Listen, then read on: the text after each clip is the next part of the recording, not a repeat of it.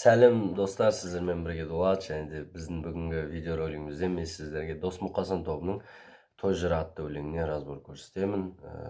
Білем, көп күнге жоғалып кеттім. Что-то соңғы кездері көп күнге жоғалатын болғам көбірек.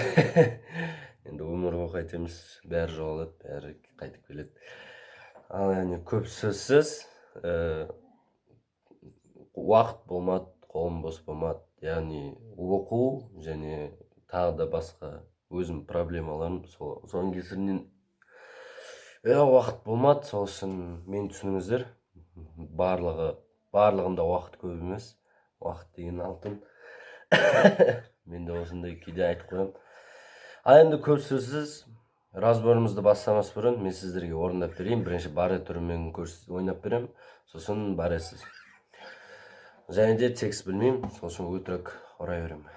Махаббаттың құдірет күші әлдилеп, екі жасты табыстырған жүрегі.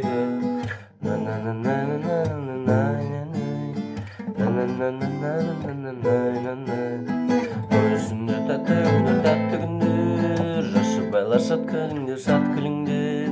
Ән салайық, би-билейік, би-билейік, жарылғасын шат күндер, шат күндер. Ал енді баресіз түрін көрсетейін, простой аккордтармен. Махаббаттың құдірет күші әлдилеп, екі жасты табыстырған жүрегі. Той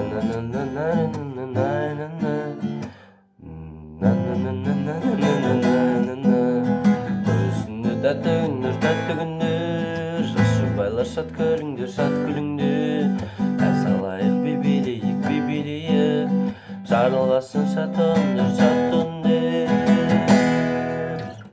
Ал енді разборымызды бастаймыз. Қазір бірінші баре түрін көрсетем. Негізі баре ұстай алатындар, оларға жай былай көрсетсем, уже түсіну керек. Негізі қалай ұстау керек екенін біледі деп ойлаймын. Сол үшін сіздерге қысқаша сразу айтып өтем.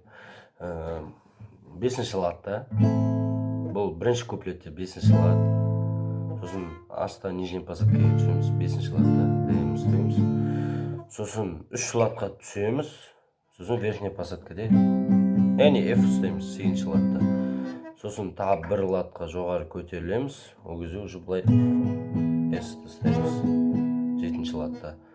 Осылай бірінші куплет бітеді. Сосын қайталайсыз. Осылай. Ал куплетте аккордтар өзгереді. Припевте аккордтар өзгеріледі. Яғни қайырмасында. Ол кезде IM, G, S, сосын 7-ші латтайсыз. Осылай. Ал енді баресіздерге, баресіз аккордтара бұл жақта вообще оңай. Ең бірінші куплетте IM, DM, S, E.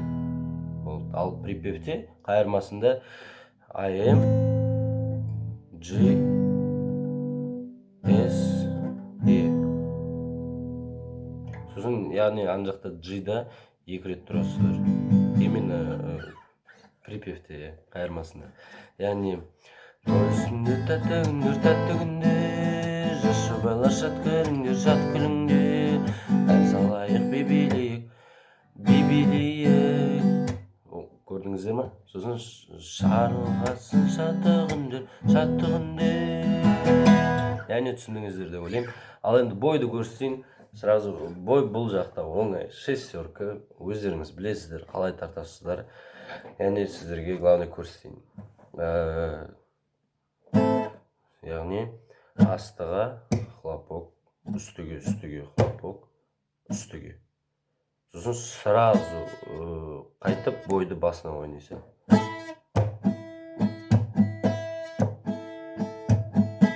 Яғни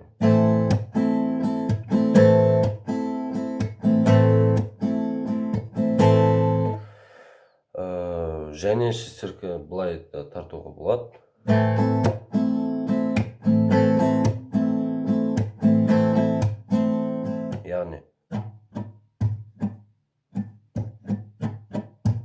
Яғни астыға үстіге хлопок, үстіге, хлопок, үстіге.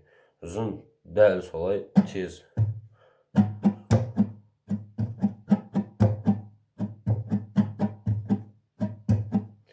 Яғни түсіндіңіздер деп ойлаймын.